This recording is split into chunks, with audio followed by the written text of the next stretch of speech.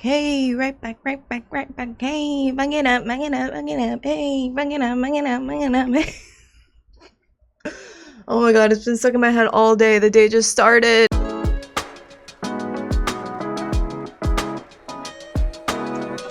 Hello. Welcome back to another episode of Culture Feeds. I'm your host, Yaparoni. Thanks so much for joining me today. Now, I am so excited to be introducing a new segment on this podcast called Dossier.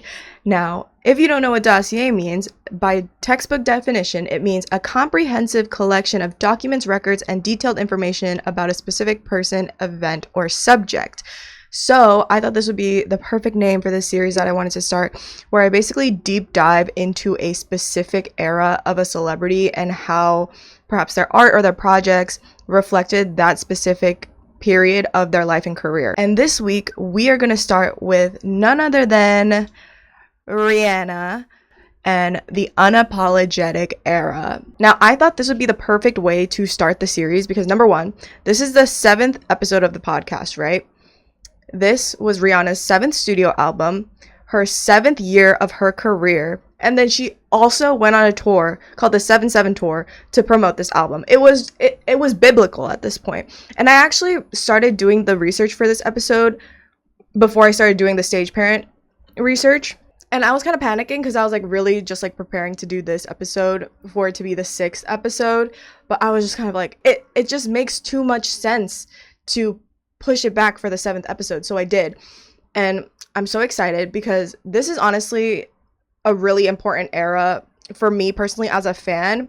If y'all don't know, if you haven't listened to my very first podcast episode, I am Rihanna Navy down for life. Rihanna Navy, if there's no one on the Rihanna Navy, I am dead. I feel like anyone who really engages with pop culture in a deep way, or just pop music or stan culture, things like that, I feel like everyone always has one pop girl that they are just always ready to die for. I will die on a hill for Rihanna, and she's just that girl to me. I grew up with her music. She was a big part of introducing American pop music to me, and I just love her so much. Before we really get into the nitty-gritty of deep diving into this episode, because we're not just going to talk about the music, we're also going to be talking about her relationship, just everything that she was kind of showcasing as an artist and a human being throughout this era. I feel like it's very telling of so many things. It's very indicative of different things that were happening throughout her career so far, why I feel like this era was important for her to go through afterwards, and just a lot of different things. So first I want to talk about just my fan POV. So this era personally was around the time when I felt like I was becoming sentient enough to start engaging in online fan culture. I was, I think 10 or 11 when this album first came out, but this was around the time I had already grown up with a lot of Rihanna's music, but this was around the time I was oh, I'm in this Rihanna Navy shit for life. And I genuinely think that Rihanna is truly one of those artists that we as the public took for granted when we had her as a pop star. The Rihanna Incorporated machine was genuinely insane, bordering on the line of unethical, because the way this woman would pop out an album every freaking year was crazy.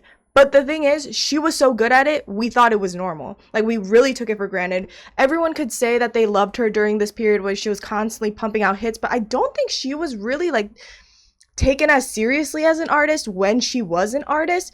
Not to say that people didn't love her, but I feel like people just thought, she was always just, part of this big pop machine, and she just, had all these hits for her, and, that was it. But she truly is, a cultural icon in so many different respects. And I feel like people didn't really give her that recognition until she stopped making music. And I genuinely think the general public didn't realize how impactful she really was to the pop industry as a whole, as a cultural icon, only until after she had stopped making music.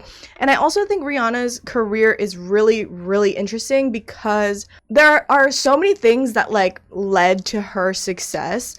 And what I mean by that is there's so many things that could have panned out differently that would have changed her career. And I guess you can say that for any artist, but her particularly I think is very interesting I think first, one big thing I feel like a lot of people talk about is like the Beyonce, Jay-Z, Aaliyah of it all. Like, if Aaliyah didn't have such an untimely death, what would the pop R&B scene really look like? A lot of people have the opinion that if Aaliyah was still alive, then like Beyonce and Rihanna's careers like wouldn't be anywhere. I don't necessarily believe that. I think Beyonce still would have been extremely successful, but I think her career trajectory would have looked very different and similar to Rihanna, because obviously Rihanna was heavily inspired by Aaliyah as well. And around the time when Rihanna was coming up, there was this huge black pop girl boom. I don't see a lot of people talking about this, but like literally around the time when Rihanna was first coming up, Beyonce as well, she was a little bit earlier, and like obviously Beyonce had established herself a little bit more because she was already in Destiny's Child. But there was this huge boom of like Rihanna, Christina Milian, Sierra, Carrie Hilson, Cassie, Beyonce, like all of these black pop girls coincidentally were starting to come up at the same time. And it was kind of like the survival of the fittest type of thing, because the only ones who really sustained that longevity was Rihanna and Beyonce. I don't know if Jay-Z had something to do with that. He probably did. But yeah, I think there was just a lot of things in place for Rihanna to succeed. And I think there were a lot of like puzzle pieces that were put together so that she would be set up for success. And I think when you look at it that way, when you look at the context of when these artists were coming up, it's very interesting to think about. Obviously, we're going to be talking about Rihanna's relationship with Chris Brown because it was very prominent during this era of hers. But also, we're not going to get into like the details of the 2009 incident too much in this episode because it's not that era. But I do think about how differently her career would have panned out if the 2009 incident with Chris Brown never happened. I think her career would look extremely different. I do think that she would have, leaned into the bad girl image and like gained more creative autonomy in her music eventually. But I think that incident kind of helped accelerate that in a different way. And I'm not saying that like I'm glad that it happened or anything. It was obviously a very traumatic incident, something that people still feel very strongly about to this day, as they should.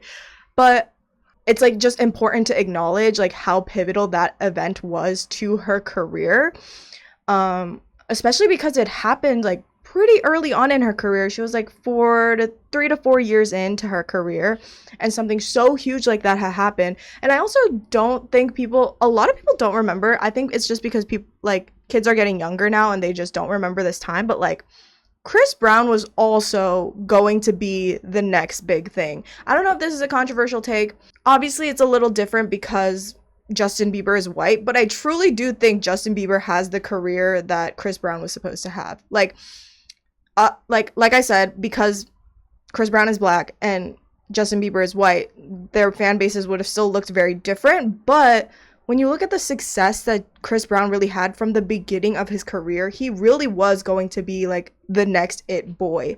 Obviously took a lot of inspiration from Michael Jackson, and like people still dub him as like the closest thing to the next generation Michael Jackson, which I personally don't believe anymore because I think his music has gotten really bad over the years. I was also like very much a Chris Brown fan, and I think a lot of people were when this happened. So it was like such a huge moment. And I think this era is important to look at when you really want to analyze like what that incident meant in pop culture. So obviously this relationship is very pertinent and significant in this era, but I just kind of want to give my own thoughts on it before we get into the album and the era of it all. So I feel like I have a very different perspective on this period of Rihanna's life as an adult compared to when it was actually happening. I personally remember more of like them reuniting in 2012 to 2013 more than when they were dating for the first time publicly in like 2007 to 2009. And I think that's purely because of like my age too. Like I was probably like 7 when the entire Rihanna Chris Brown incident happened. So and also because I was so young, there weren't like a lot of people in my life like talking about it to me, because I was a child. So I don't remember it that much, but I do remember like them being such like a pop culture moment, like them as a relationship, even before the 2009 incident. Like I remember watching them perform at the VMAs in 2007. I remember them like going on each other's tour dates together and stuff like that. Like that's all like very clear in my mind, but when it comes to the actual incident and the aftermath and the backlash, I don't remember too much of that. I think I probably just wasn't like as privy to it because I was so young. But obviously I remember seeing the pictures and things like that. But I think Rihanna and Chris Brown's relationship was one of the things I remember so vividly in my childhood. So I think I also kind of romanticized the idea of them getting back together because I was so young and I wasn't really able to grasp what happened to the fullest extent. Especially because around the time when Rihanna was reuniting with Chris Brown, she was framing it in a way where she had felt empowered by the decision to get back with him. And I'm not trying to like put the blame on her or anything or say that she was romanticizing this relationship at all. And I also want to clarify that this is not a relationship that should be romanticized at all. But I think hearing her perspective also felt so authentic to her. And even though I wasn't fully grasping like what was happening because I was young, I still felt like the authentic experience of her navigating this relationship so publicly. And I also only learned about like the real details, like reading the police report and stuff of the assault probably a little prior to the Oprah interview. So I just want to put that out there just to give y'all like my perspective on this relationship as it was happening. But now, obviously, as an adult, I feel very different towards it. While I definitely don't romanticize their relationship now as an adult, and the relationship obviously didn't end up working out, I still really respect like how Rihanna went through this experience in her most authentic way. And honestly, I think it was effective PR for the album. Like, I think there was a story there on the album. Maybe that's why it was so commercially successful. But obviously, like, Rihanna's Rihanna, it would have been commercially successful regardless. But I do think the story really, like, naturally attached to the concept of the album. Also, I really think about how people would perceive this relationship now because I think people would be so much harsher on her than they were back then. But I also feel like it's not like obviously the same comparison because Chris Brown's image and reputation has just continued to decline over the past decade unrelated to Rihanna. Like he's clearly shown like no growth as a human being in terms of like being a better person and like not being an abuser, not being a serial abuser. I also think that this kind of PR strategy or like the way that she approached reuniting with him publicly, it wouldn't work today. It just wouldn't because I think people feel differently now. So now I kind of want to talk about the context that was building up pre-unapologetic era. So after the 2009 incident, but before unapologetic. And I actually want to do a separate episode on the rated R era, but I am contemplating if I should do it at a later time when I have like a paywall or something, like a Patreon. I think that would be like good exclusive content. I think rated R is really symbolic of like what Rihanna was going through at the time immediately after the 2009 incident, and it was a way for her to completely pivot in terms of her own artistic image as well. And I think like the blossoming of Rihanna and Chris Brown's relationship in the beginning is really good context to understand the rated R era. But I think I would do that probably later in the future. So I would say there's still like a lot of comparisons to be made with the rated R era to unapologetic. Arguably, I would say that those two albums are like the most vulnerable albums that she's ever made in her entire career. But I think they're very vulnerable in such different ways, which I find interesting to look at.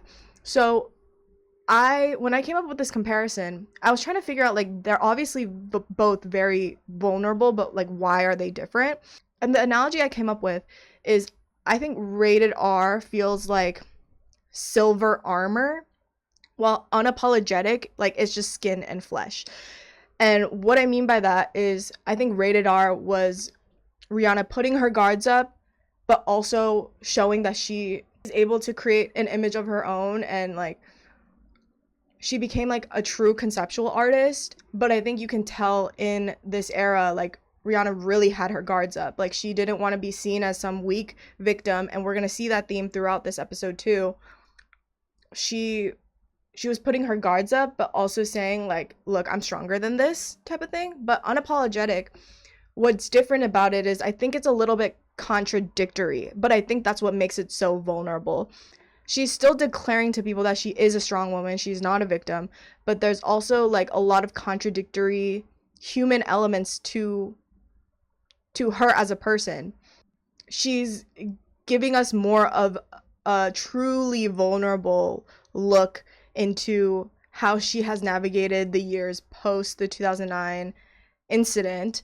And obviously, with her reunion with Chris Brown, a lot of people can argue that it's very hypocritical.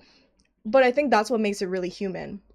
And I would also say, given that Unapologetic is also the last album that we get from Rihanna on an annual basis, like this is the last time that we see her every single year, I think Unapologetic sets up so much important context prior to the release of Anti. Without Unapologetic, we would have never gotten Anti. And obviously, you can make the argument that you can't have Anti without any of the other albums, but specifically Unapologetic, given that it was the most recent album prior to Anti, I think this era as a whole gave her a lot of perspective to look back on. This was the era that truly helped her grow as an artist. Now, there are two albums in between Rated R and Unapologetic, which is Loud and Talk That Talk. And I kind of want to talk about what does Unapologetic represent after these two projects in particular as well. I think Loud and Talk That Talk feel like projects where she was truly evolving more into a dynamic pop star who was becoming more comfortable with herself again. She was experimenting with different concepts. I feel like Rated R to Loud was a huge pivot conceptually. Like, even just looking at it visually, it's so different. Loud is very colorful and very like in your face, but also fun and lighthearted and experimental in a different way compared to Rated R. While Talk That Talk and Unapologetic, I would actually say feel like sister albums to me. Unapologetic and Talk That Talk were recorded around the same time, so it does make sense that they sonically sound kind of similar. But I think Talk That Talk and Unapologetic feels more like this is who I'm becoming. And then Rated R and Loud feel more like I'm trying to figure out who I'm becoming. Okay, now I kind of want to talk about the album as a whole. There's a lot of things to cover still. So, like I said, Unapologetic was Rihanna's 7th studio album in 7 years, and the album was immediately followed up with the 777 tour, which is 7 countries, 7 shows, 7 days. Crazy. There's a documentary on the 777 tour. I highly recommend that you watch it. You should also read the articles that came about it, because a lot of people talk about how it was an absolute shit show, and there were 150 journalists and 50 fans that followed her on this tour, which is wild. And I think it encapsulates the messy, spontaneous, rock and roll, like reflective concept of the album. It's like one of those things that you see an artist do, and it's like, it's clearly like a PR stunt, but it's also a specific PR stunt that you could only do at a certain point in your career. And like, I think it was so perfect that it was done during the Unapologetic era. Side note, just for context, I guess, according to Blind Items and just based on the content around this era, I don't think it would be crazy to assume that Rihanna was also like using a lot of substances and alcohol around this time, just like partying a lot, and she was showing up late to shows regularly. Her schedule just seemed extremely hectic, and this directly reflects like that rock star lifestyle that she embodied that we were talking about in the previous articles as well. And a lot of the lyrical content in Unapologetic presumed to be centered around her relationship with Chris Brown. And although Rihanna is not known to be a songwriter or anything, I think it's still important to note that her musical content post 2008 is also when she really began to prove herself as a cultural music curator. A lot of the themes in her music addresses the complex emotions of love, seemingly shaped by her tumultuous relationship with Chris Brown and the assault in 2009. The curation of music is how she lets people into her world. Like, I think even though she herself does not write the songs or produce the music, she is still like choosing specific people to create a specific world that is framed by her life with the music that she makes, especially after the 2009 incident. It's largely framed on this image, this concept that is tied with her persona. I also just don't believe in the notion that just because a singer did not literally write the music that they're singing, that their life or personal story is not embedded into it in some way. Of course, not all artists will make music that directly ties into their actual life, but I also think it's a stretch to say that just because the artist doesn't write the music doesn't mean that they don't relate or resonate with it in some way. And I think the title of Unapologetic itself is so fitting because the only way I could really describe the way she decided to navigate her relationship with Chris Brown in the public eye again could only be expressed as unapologetic. Music-wise, this is not my favorite album of hers, but I still think it's one of her most vulnerable. Like I said, I think there's a different side of vulnerability that she shows in this album compared to, say, Rated R.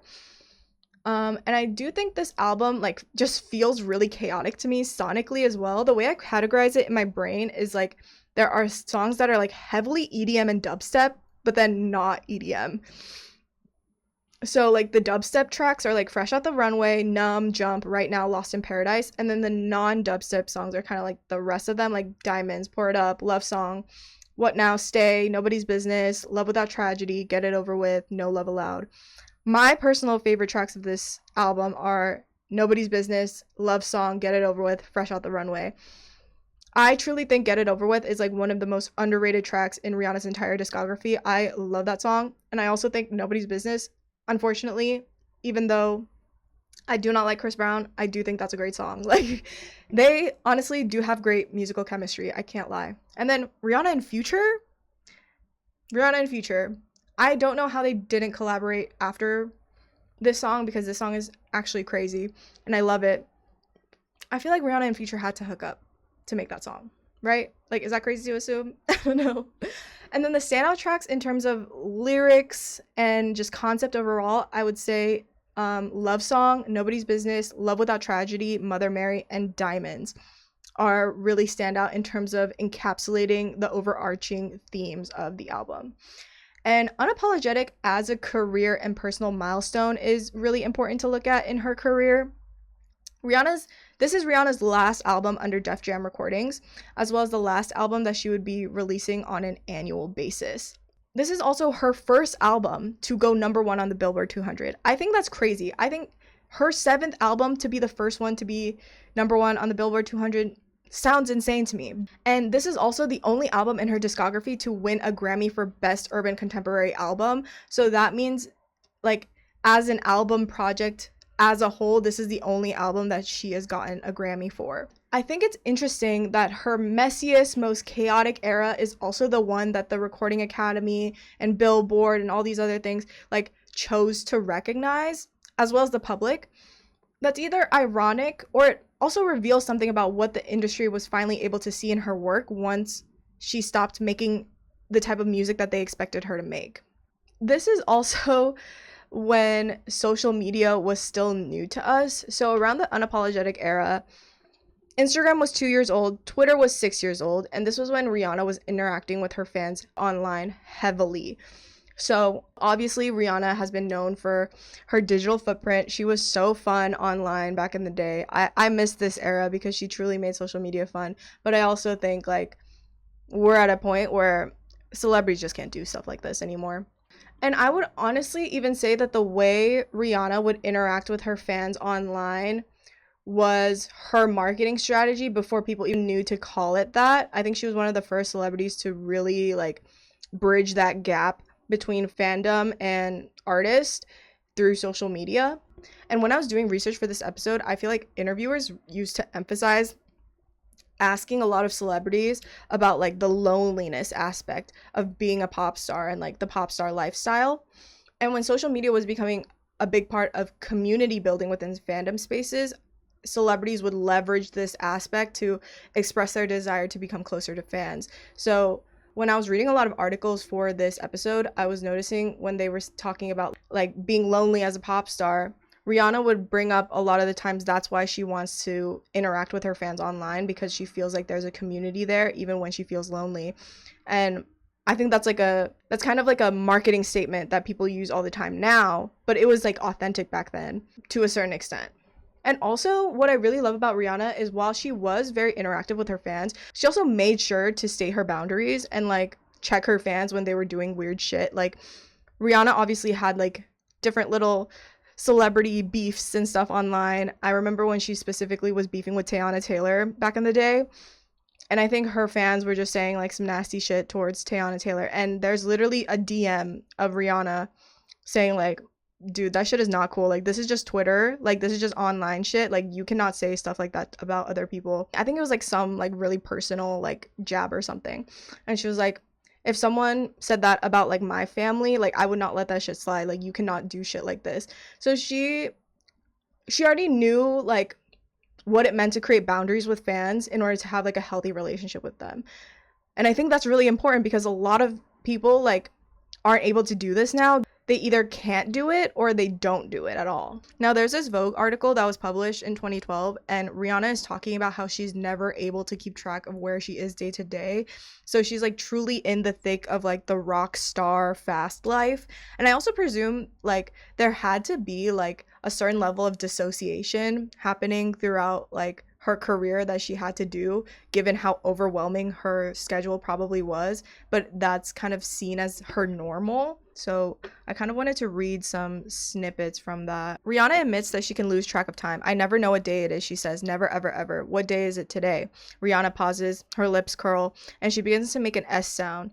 Ooh, I want to say Saturday. She laughs and corrects herself. It's Wednesday. It's Wednesday. And then she also talks about her relationship with the press and social media as well. So here she talks about how MTV zinged her for the Coachella pictures where she was like smoking weed.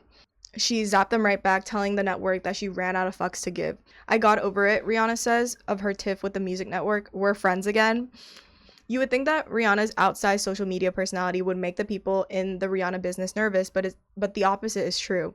Her unvarnished side only seems to make her bigger, fuels her fan base. It's the rawest form of freedom of expression, right? Says her manager Jay Brown. She has the right to express herself, and I know she's being playful. I know when she's being serious and when she's just having fun. And I think this part of the article was so important to me because I feel like it says something about the time that she came into her career and how she kind of stood out throughout her career. So there is also this. Rihanna is a rock star. Something happened in music over the past decade. With the industry in turmoil, labels began focusing extra energy on consumers who were still buying and not stealing music, and many of these were preteen kids and their parents. Pop music got Disneyified and airbrushed, full of performers whose storylines were versional and choreographed and safe for minivan rides. But in between the High School Musicals and Hannah Montanas and cutesy pop idols, we forgot what a good old-fashioned rock star was. Rock stars are messy. They say bad words and make mistakes and don't try to impress your parents. This may have not been Rihanna's motivation for putting her life online, but it's possible to see the wisdom in her honesty, because if the implosions of squeaky pop idols have taught us anything, it's that trying to be someone you're not is the worst kind of trap.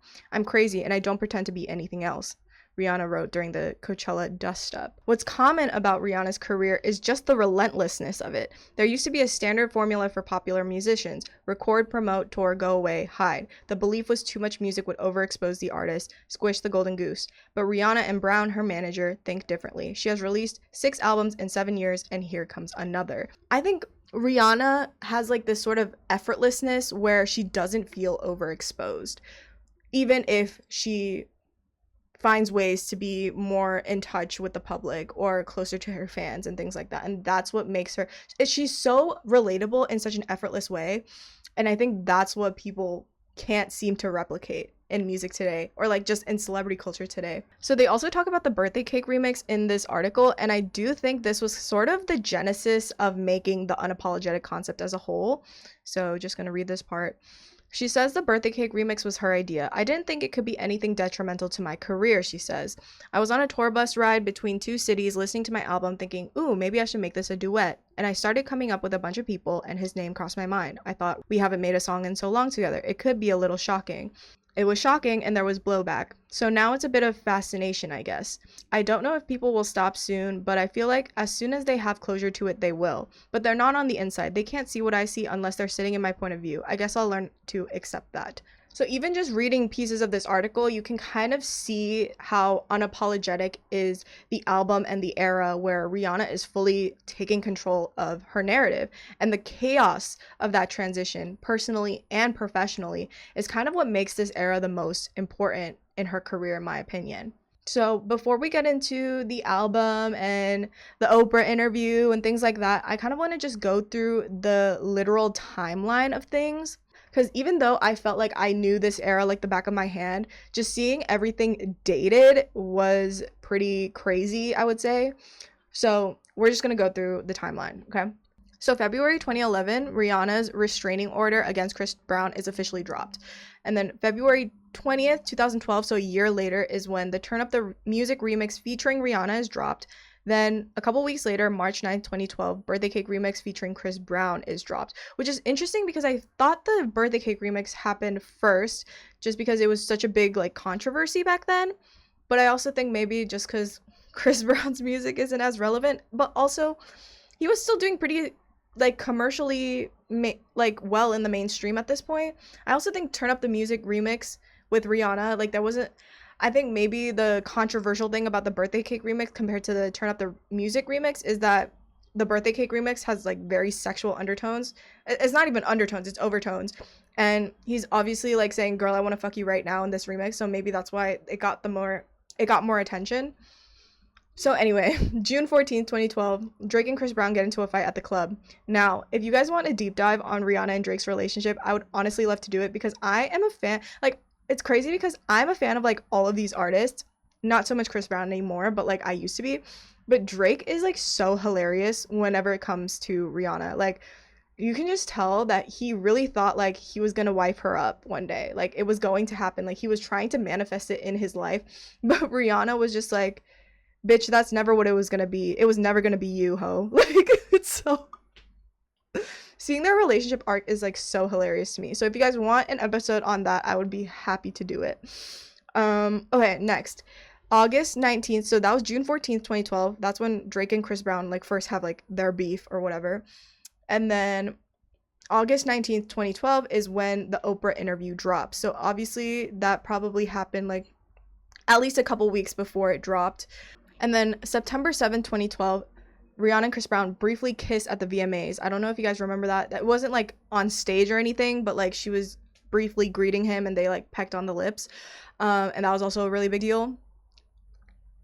September 11th, 2012, Chris Brown's new tattoo sparks controversy. Now, I remember when people were really like upset about this. And if you look closely at the design, it's very clear that it's not Rihanna's face like beaten up. Like, it's clearly like a Day of the Dead skull design. But also, like, how are you that stupid to get a tattoo of that design? First, in such an obvious placement, like right on the neck, like everyone's gonna see it. And how do you not look at that and see that people are going to find that weird? Like, people are going to speculate that it looks like Rihanna. Like, people, like, I don't think it even matters that it's not Rihanna. I just think it's a stupid fucking tattoo to get. Like, you clearly knew that people were going to talk about it, and if you didn't, you're genuinely dumb. Like, I don't know. And it's also just, personally, I just don't even like the tattoo. I just think it's not even a good tattoo.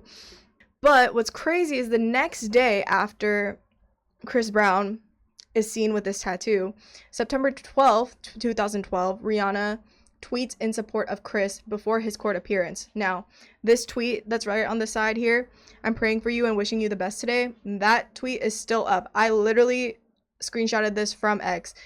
That tweet is still up, which is interesting because I was trying to look up older tweets that I remember her posting.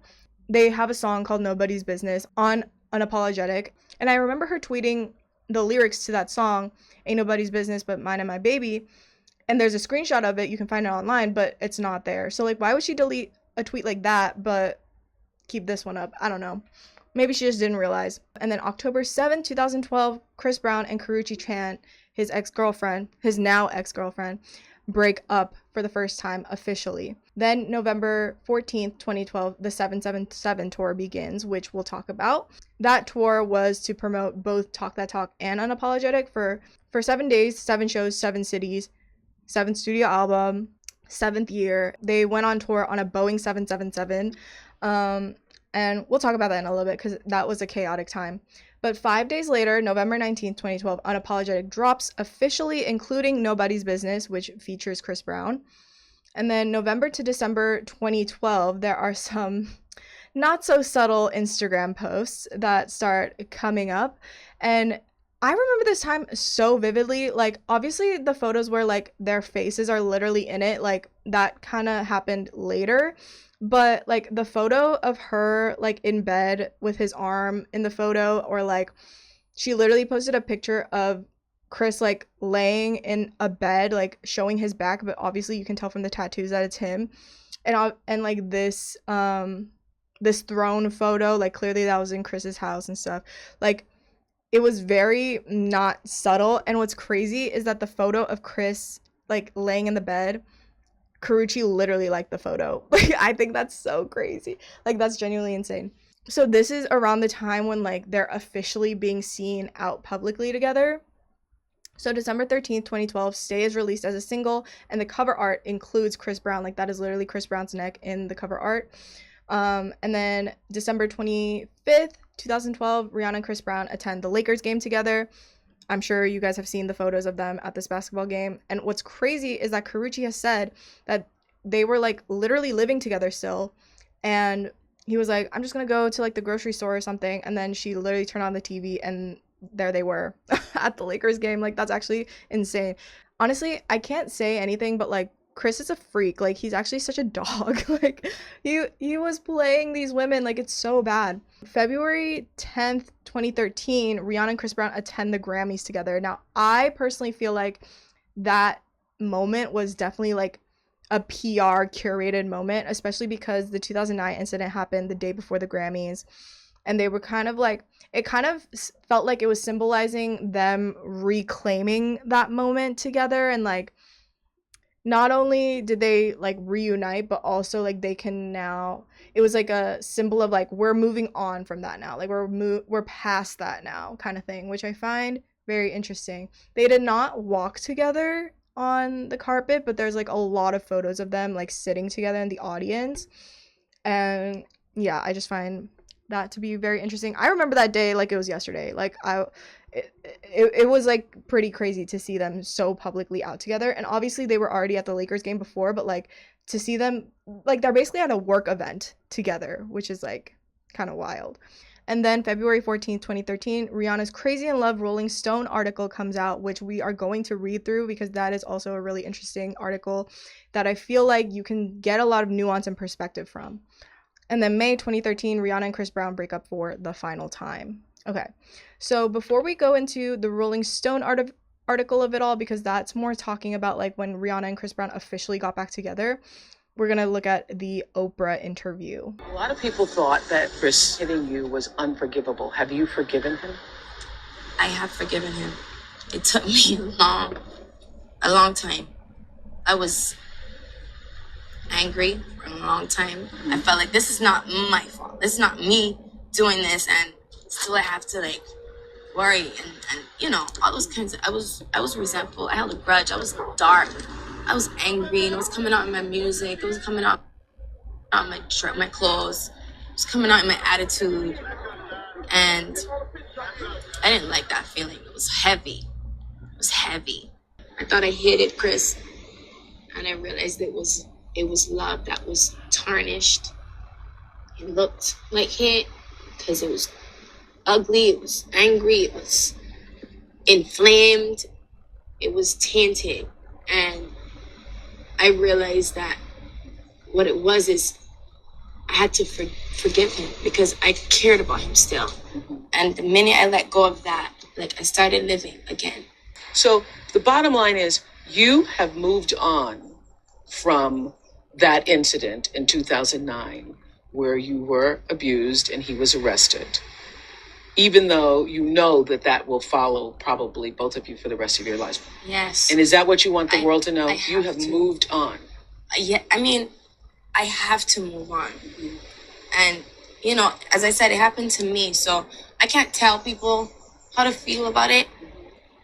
They're entitled to feel angry because it wasn't a good thing, you know, that happened.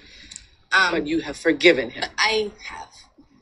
I have, and that's my personal thing. And your forgiving him does not mean that you are weak or that you are a victim or that you are.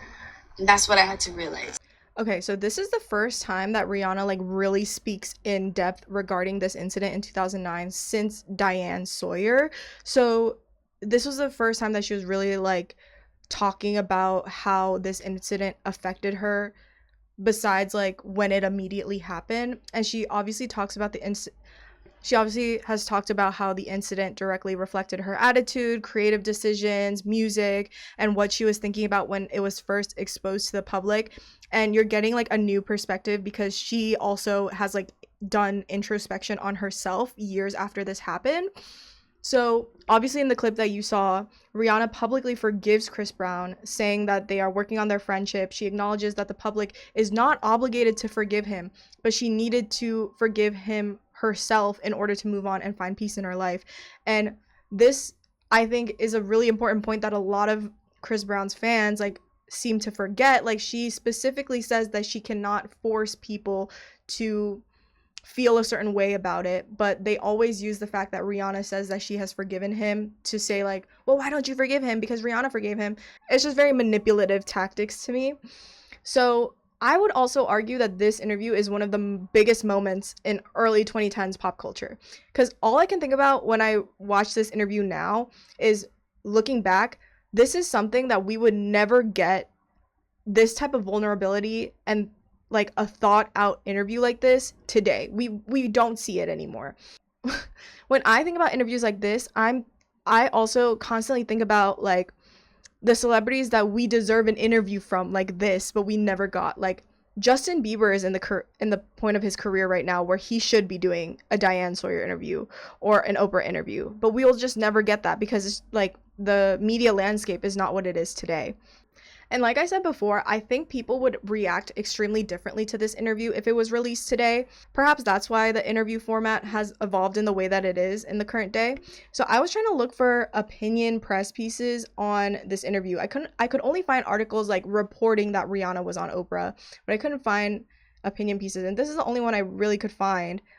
It was updated in 2020. Interesting. But I don't love this opinion piece, if I'm gonna be honest, but I'm gonna pick some parts that I want to read.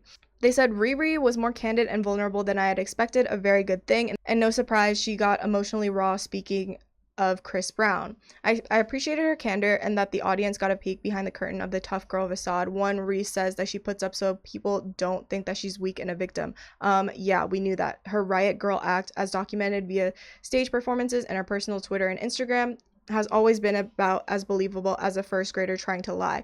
That I don't believe. I feel like Rihanna is a strong person and she just feels, I think she, because of the traumatic things that she had gone through in the public, she felt the need to overcompensate for it. But I do think she was a strong person. I think she just felt more motivated and incentivized to show more of that, like, in her persona, rather than it being just fake. Like, you know what I mean? So I was glad Rihanna showed up for Oprah's camera as her work in progress self, which I think also directly correlates to the unapologetic concept. That multi-dimensional version of her is way more interesting than the bad girl image that's become her dominant narrative. She's so accomplished, 6 Grammys, 11 number 1 singles, the youngest to achieve that feat, and 50 million songs downloaded, that I sometimes expect her to be more mature than she is. Rihanna's got a confidence that belies her years, but 24 isn't exactly the age of anybody's emotional maturity. And I think that's crazy to think about. Like, she is my age now in that interview. And I just find that so crazy because she really did like go through so much at such a young age. And then this part really I didn't understand because they were basically saying like Rihanna talks about Chris Brown in every single interview and it's really annoying. She doesn't. Like the Diane Sawyer interview and the Oprah interview are the only times where she like directly explicitly talks about her experience with the Chris Brown incident. And I just feel like it was really annoying. And I just feel like that wasn't accurate to what she's actually been doing. But lastly, the bright side of that ugly incident is that it allowed Rihanna, she says, to repair her relationship with her father. The dark side is that anyone who watched this interview should have concluded that her romantic relationship with Brown hasn't run its course. I'm now convinced they'll be back together any day now. Sorry, Karuchi. And she was right. Okay, so now I want to look at the Crazy in Love Rolling Stone article where these photos were also put together, which Tumblr had a field day when these photos were released. Like this, oh, I love this photo shoot so much. I think it's so her. I love it. And although Terry Richardson is an absolute disgusting pig, I just feel like his concepts with his photo shoots, I just feel like even though it's just like a white backdrop, it feels so like every celebrity that does a photo shoot with him in that white backdrop like feels very different, and you can feel like their real like raw energy with this type of photo shoot concept. So I want to talk about the article itself because I also think it's really important to look at, and it gives you like her perspective. When we talked for another story 2 years ago, Rihanna handled the Brown situation with poise and grace. She didn't want to talk about the relationship much because it's not worth talking about, but she said she still cared for him and wanted him to do well. She made it clear that she didn't want to get back together with him or even talk to him, but she didn't want to stand in the way of his career. So what changed? I wanted him to know what it felt like to lose me, she says, to feel the consequences of that. She figured she'd never want to see him again after what he did. So when that shit came back, meaning love, it hit me like a ton of bricks. Like, God, you've got to be kidding me right now. But I got real with myself. I just couldn't bury the way that I felt. She knew that she'd be opening herself up to all kinds of criticism by getting back with him, but I decided it was more important for me to be happy, and I wasn't going to let anybody's opinion get in the way of that. Even if it's a mistake, it's my mistake. After being tormented for so many years, being angry and dark, I'd rather just live my truth and take the backlash. I can handle it. Can I be honest? I ask her. I'm not your friend. I don't pretend to know what's going on in your life, but I think like a lot of people, when I saw the two of you guys getting back together, it really upset me. She nods and understands. When you add up the pieces from the outside, it's not the cutest puzzle in the world. You see us walking somewhere, driving somewhere, in the studio, in the club, and you think you know. But it's different now. We don't have those types of arguments anymore. We talk about shit, we value each other, we know exactly what we have now, and we don't want to lose that. Sure, I say, but we also see him cursing and threatening people. We see him getting pissed and breaking things, and we think that guy hasn't changed. Unfortunately, we were right. She nods again, closes her eyes. I know it comes off like that, and it doesn't help. For a long time, he was really angry, and he felt like he couldn't get away from it, no matter what he did. But there's so many reasons why I ever reconsidered having him in my life. He's not the monster everybody thinks. He's a good person. He has a fantastic heart. He's giving and loving. He's fun to be around. That's what I love about him. He always makes me laugh. All I want to do is laugh, really, and I do that with him. And you honestly think he changed? Of course, everybody has their opinion about him because of what he's done. That will always be there, but he made a mistake and he's paid his dues. He paid so much, and I know that's not a place he would ever want to go back to, and sometimes people need support and encouragement instead of ridicule and criticism and bashing. Sure, I say, but that's not your job, right? You don't have to be the one to do that. And this is a point where I think this is a really important point that Rihanna had to make, and for the first time, she looks at me dead on. Wait, you think I'm here to rehabilitate Chris? No, no, no, no, no. That is not my purpose. Trust me. I could have done that from the jump if I thought that was my job. My job was to take care of myself, and I did. I wouldn't be here if I didn't think Chris was ready. A lot of people want to believe that. I say, they're just worried about you. I know, she says. And trust me, it makes me feel great to know people care. I guess it's just something that will show with time. There's nothing I could say that would convince you right now, but we're in a great place, and I can't ever see us going back. What if it looks like you might be? Listen, I'll tell you right now, I don't have to take it. If he gives me that again, here's what I give him. Nothing. I just walk away. He doesn't have that luxury of fucking up again. That's just not an option. I can't say that nothing else will go wrong, but I'm pretty solid in knowing that he's disgusted by that. And I wouldn't have gone this far if I ever thought that was a possibility. Rihanna knows what people think, that she's a statistic, she's a cliche, she's naive, she's deluded, she's a classic victim. And maybe they're right, but that doesn't mean she's a pushover, and that doesn't mean they should mistake her love for weakness. I could never identify with that word, weak, she says. I couldn't have come out of this if I was weak. No way. And I think that's really important to think about. I think there's a part of her, and I'm not saying this is the reason why she got back together with him necessarily, but I think there was a part of her that wanted to reclaim this narrative about her being this victim, and the fact that she herself chose to go back to him and then end things on her own terms. I think that helped her kind of get the closure as well. And again, I'm not saying that she just got back together with him to reclaim this narrative, but I do think when you see how this relationship ended up panning out, there is a part of that I think is important to consider. And just to kind of wrap everything up with a bow and talk about Unapologetic from a PR relationship move, I definitely think this album with their public reunion, it was like a PR strategy still. Like this did help uplift Rihanna in a way where she was becoming her most authentic self, even regardless if you agreed with her decision to publicly get back together with Chris Brown, right? I don't think this album or time period did anything significant to actually repair Chris Brown's image, though.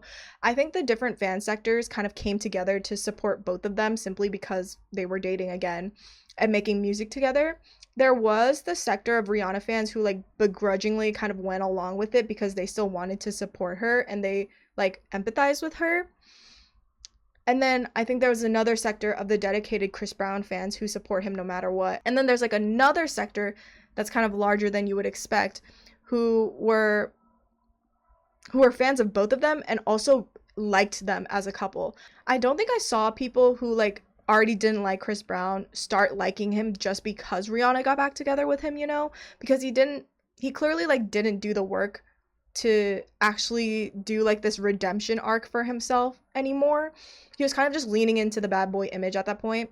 And I feel like his music was still considered pretty mainstream between 2010 to 2013. Like he was still in the mainstream sphere, I would say, up until like Loyal era, I would say, like when he was doing Hoes Ain't Loyal or whatever. Obviously he's had other hits since then, but I feel like his fan base became a little bit more niche, even though he's still incredibly successful and like selling out shows and stuff. And again, like I mentioned before, I feel like the Oprah interview has been consistently weaponized as a defense for Chris Brown by his fans.